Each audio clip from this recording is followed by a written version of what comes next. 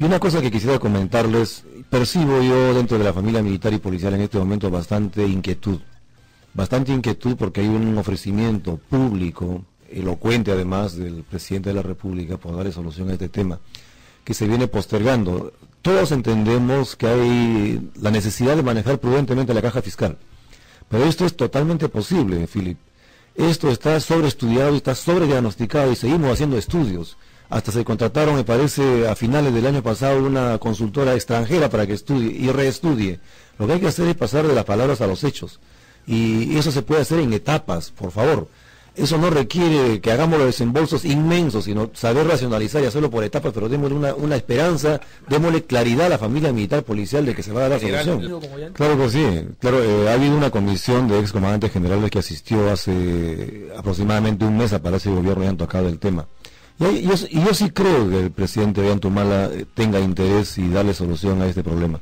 Ojalá que lo haga, y él ha ofrecido, y él sabe en carne propia lo que es ser un oficial subalterno con el salario que tienen y tener la responsabilidad de que se tienen y todavía no tener un lugar fijo de residencia, ¿no? O sea, andar rotando por todo el país con la familia a cuestas, con todo lo que ello significa, y él lo sabe. O sea, por ahí hay un tema de sensibilidad que creo que sí abona a favor de una decisión positiva. Ahora, lógicamente esta es una decisión política. Por eso yo decía que a mí, una decisión política sobre temas cuantitativos, números, o sea, un tema técnico. Pero por eso a mí me preocupa que esto se vaya al Congreso en marzo y vaya a convertirse en un debate político estéril. Ojalá que no sea así. Este es un tema de números que tiene que...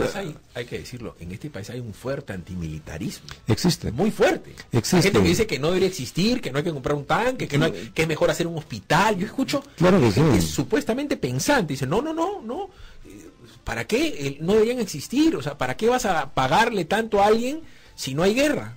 Eso sucede más en las ciudades, Filipe, y es cierto lo que tú dices, ¿no? Y aquí en la capital, pero anda a provincias y la percepción es totalmente diferente, ¿no? Ándate a Huancayo, ándate a cualquier sitio y la gente aprecia realmente, porque es gente que sabe apreciar el valor de la Fuerza Armada, porque ellos, la Fuerza Armada y la policía, le brindaron paz y tranquilidad, porque ellos sí la vivieron momentos difíciles y percibieron y entendieron la valía de la Fuerza Armada y las fuerzas policiales.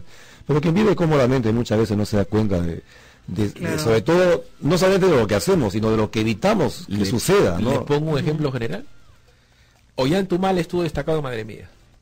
Se hizo toda una campaña con respecto a que tenía un alias, él era el Capitán Carlos, y que había matado gente. ¿Cierto? ¿Cierto? En juicio. Sí, hubo un juicio. Y él salió libre del juicio. Cuando han habido elecciones, en las dos presidenciales, en la que perdió, en la que ganó, Ollanta ganó en Madre Mía. La gente de Madre Mía votó por él. ¿Qué cosa te quiere decir eso? Que ellos aprecian el valor de la Fuerza Armada, aprecian que estuvieron momentos difíciles y que la Fuerza Armada y la Policía Nacional aliviaron el problema, pues ese es el tema real, ¿no? Pero muchas veces desde un escritorio no se percibe por igual, ¿no? Esa es la paradoja que tenemos todavía en relación a la Fuerza Armada. Ahora tampoco nadie discute que históricamente la Fuerza Armada tiene un pasivo, ¿no? O sea, sí, seguro. Pero eso hay que reconocerlo y descartarlo, y eso hemos dicho ya nunca más incursiones en política. Separar el... Claro que sí, pero eso no significa tampoco que permanentemente tengamos el lastre de que no se reconozca cuando menos los derechos de la gente que tiene que poner el pecho por la patria, ¿no? Más le acoto a la llamada del hijo del militar. Hay un resentimiento, pues, de la familia militar. Dicen, ¿usted qué hizo cuando estuvo frente a Ollanta o, como le pueden decir ahora, al actual comandante general, o como se le pueden haber dicho a Da Silva, o a usted? Y es complicado porque a la hora de la hora su jefe fue Alan García. O sea, él era el comandante supremo de las Fuerzas Armadas, como en su momento el comandante general X y, no sé, Graham le metió un portazo a Toledo.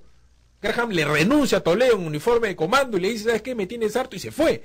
O sea, ¿cómo enfrenta usted, cómo defiende usted los intereses de la familia militar frente al presidente de la República? Yo creo que nada debe quedar muy en claro de que yo hice un compromiso de respeto a la institucionalidad y un nunca más con el pasado.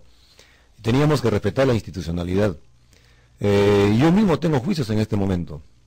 Tengo juicios y lo estoy enfrentando y aunque no me creas, tengo que pagar yo mismo por mis juicios. ¿Y por qué son sus juicios? Tengo juicios de razón de emergencia. Todavía tengo pendientes. ¿Por abuso de autoridad algo así? No, son juicios con los cuales estoy como testigo, pero son juicios al fin y al cabo, ¿no? Y debo enfrentarlos. Pero tampoco es que se hizo nada. Durante mi gestión ganamos en primera instancia el juicio de los Laureles. ganamos el juicio de Pucará, donde de 41 a 39 salieron absueltos, y sí puedo mencionar logros importantes, pero no deseo abundar en esto. Pero lo más importante que todo, en 2 años es un periodo cortísimo para poder exhibir muchos más programas y logros concretos. Esa es una limitación. Pero que hemos avanzado bastante, lo hemos hecho, sobre todo en la reforma educativa. Hay que cambiar la cultura institucional. Y eso no se puede hacer, comentábamos hace un rato el mal uso de las redes sociales, por ejemplo. Es una subcultura que se viene instituyendo. Y ese es producto de rezagos de épocas pasadas. Yo comparto de repente la desafección del señor que llamó por el juicio que tiene su padre. El mismo juicio que tengo yo seguramente, porque todo aquello que fuimos a zona de emergencia estamos enfrentando juicios. Pero que el ejército, en la época de gestión del ministro Rey, se asignaron presupuestos para defender a los... Pero después le dijeron que no había plata. Después vino otro ministro y cortaron todo esto. Pero sí hay... o sea, Un tema que debe quedar claro y entenderse, y les pido al señor que entienda, es que desafortunadamente, hoy en día, las Fuerzas Armadas y las Fuerzas Policiales dependen exclusivamente de la decisión política, ¿no? Y la parte desafortunada la digo, Philip, en el sentido de que los políticos de turno no entienden bien el rol que tienen las Fuerzas Armadas y Policías Nacionales.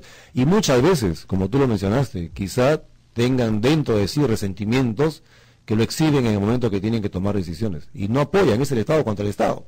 El Ejecutivo ordena a la Fuerza Armada que tome acciones en determinado momento, y luego el Poder Judicial, que es parte del Estado, nos enjuicia y nadie nos defiende. ¿Qué alternativas hay? Porque a mí me llama la atención que usted, general, me diga, yo tengo miedo en buen romance que esto vaya al Congreso. En el Congreso los políticos nos van a bochar, como que prefieren ustedes, los militares, hablar de frente con Humala y con Valdés. Claro que este es un tema técnico. El tema del incremento de remuneraciones, el tema de manejo de las pensiones es un tema técnico, bastante cuantitativo, ¿no? Creo que debería definirse en el Ejecutivo, pero ya decidieron enviarlo al Congreso. Y entonces mi temor es que se vaya a politizar y estemos caminando en círculo, hablando y no demos soluciones. Ya, pero ¿quién va a estar en contra? ¿Gana Perú? Si gana Perú es la bancada de Humala. Pero veamos, ¿no? Veamos cómo qué cosa es lo que plantean para comenzar. Si van al Congreso es porque van a plantear alguna modificación legal. Entonces, ¿qué cosa es lo que se va a plantear y qué cosa es lo que va a discutirse? Y entonces vamos a estar de repente hablando y no vamos a llegar a soluciones concretas que pueden hacerse en el Ejecutivo. Pero vamos a ver qué es lo que sucede. Yo te digo así una cosa que percibo al interior de las agrupaciones y organizaciones de las Fuerzas Armadas y Policía. Hay bastante incertidumbre y deseos ya de que esto se convierta en algo concreto, ¿no? Sí, muy conmovedor, y eso grafica la realidad, ¿no? Y lo que dice la señora es cierto, no solamente los de grados subordinados están mal reconocidos, también toda la cadena de grado, desde el suboficial hasta el general, no son reconocidos como corresponde. Ahorita quedó en el tintero lo del equipamiento, lo de la fusión del Ministerio de Interior con el Ministerio de Defensa y esto de la inscripción de Movadef, que es sendero luminoso legalizado en Buen Romance. Sí. El equipamiento es un tema, obviamente, que implican presupuestos y decisión política. Desafortunadamente, al comenzar este siglo, recordarán ustedes, el presidente de la República de entonces manifestó, ¿no? Si ellos compran cañones, nosotros compramos lápices, ¿no? Una cosa así, y decidió un desarme unilateral, que es el error más grande que puede cometer un gobernante, ¿no? De ninguna manera. No puede haber desarme unilateral. ¿Por qué creen que las Fuerzas Armadas de otros países se equipan? Y nosotros, ¿por qué tendríamos que decidir unilateralmente no hacerlo? Eso es un poco